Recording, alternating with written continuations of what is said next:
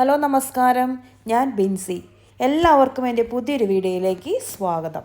വളരെ എളുപ്പത്തിൽ വീട്ടിലുണ്ടാക്കാൻ പറ്റിയ ബനാന ചോക്ലേറ്റ് ചിപ്പ് കേക്കിൻ്റെ റെസിപ്പിയായിട്ടാണ് ഞാനിന്ന് എത്തിയിരിക്കുന്നത്. കുറച്ച് ഇൻഗ്രീഡിയൻസ് വെച്ച് വളരെ പെട്ടെന്ന് നല്ല ടേസ്റ്റി ആയിട്ടുള്ള ഈ കേക്ക് എങ്ങനെയാണ് ഉണ്ടാക്കുന്നതെന്ന് നോക്കിയാലോ. അപ്പോൾ ഈ ബനാന കേക്കിൻ്റെ ഏറ്റവും മെയിൻ ഇൻഗ്രീഡിയൻ്റ് എന്ന് പറയുന്നത് ബനാന തന്നെയാണല്ലോ. ഞാനിവിടെ റോബസ്റ്റ് പോലത്തെ ഒരു പഴമാണ് എടുത്തിരിക്കുന്നത്. അപ്പോൾ നമുക്ക് ആദ്യം തന്നെ ഇതിൻ്റെ ഡ്രൈ ഇൻഗ്രീഡിയൻസ് റെഡിയാക്കാം. അതിനുവേണ്ടി 1.5 കപ്പ് പ്ലെയിൻ ഫ്ലവർ, അതിലേക്ക് 1/4 teaspoon baking soda, 1/2 teaspoon baking powder, ഒരു നുള്ളു ഉപ്പ്, ഇത്രയിട്ട് നന്നായിട്ട് മിക്സ് ചെയ്ത് മാറ്റി വയ്ക്കാം. ഇനി വെറ്റ് ഇൻഗ്രീഡിയൻസിലോട്ട് കടക്കാം. ഞാനിവിടെ 2 മുട്ടയാണ് എടുത്തിരിക്കുന്നത്. ഫുൾ മുട്ട എടുത്തിട്ടുണ്ട്. അതിലേക്ക് 1 കപ്പ് പഞ്ചസാരയും കൂടി ഇട്ട് നന്നായിട്ട് ബീറ്റ് ചെയ്തെടുക്കാം. ഞാനിവിടെ ഇലക്ട്രിക് ബീറ്റർ ഹൈ സ്പീഡിലിട്ട് ഒരു 2 മിനിറ്റ് നന്നായിട്ട് പതപ്പിക്കുന്നുണ്ട്.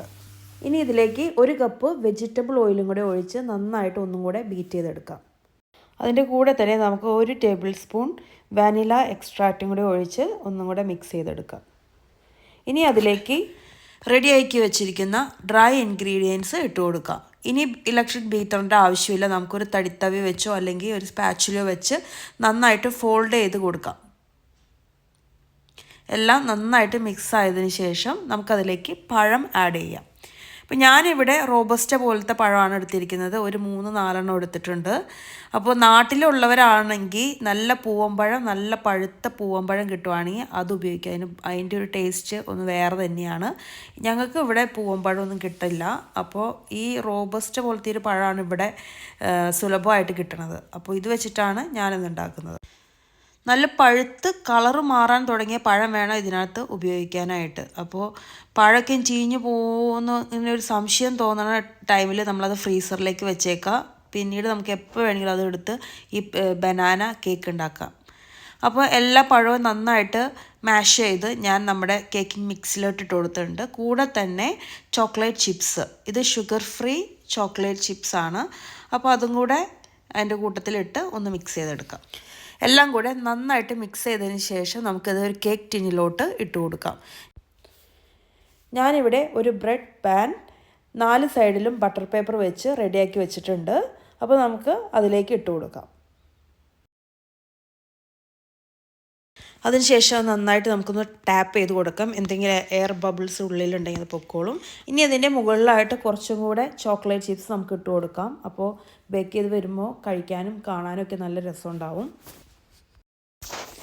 ഇനി 180 ഡിഗ്രി സെൽഷ്യസിൽ 10 മിനിറ്റ് പ്രീ ഹീറ്റ് ചെയ്ത ഓവനിൽ 45 മിനിറ്റ്സ് നമുക്ക് ബേക്ക് ചെയ്തെടുക്കാം.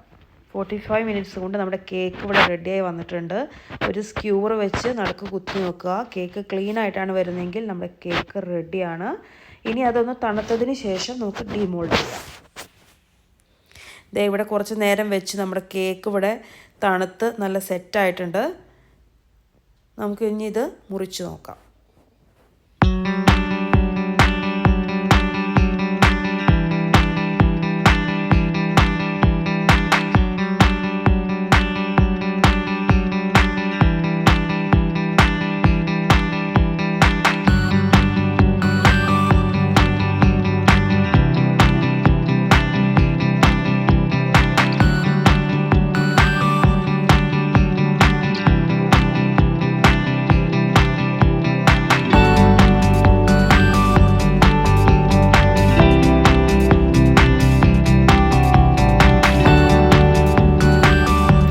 അപ്പോൾ എൻ്റെ ഈ ചോക്ലേറ്റ് ചിപ്പ് ബനാന കേക്കിൻ്റെ റെസിപ്പി ഇഷ്ടമായെങ്കിൽ സബ്സ്ക്രൈബ് ചെയ്യാനും ലൈക്ക് ചെയ്യാനും കമൻറ്റ് ചെയ്യാനും മറക്കണ്ട.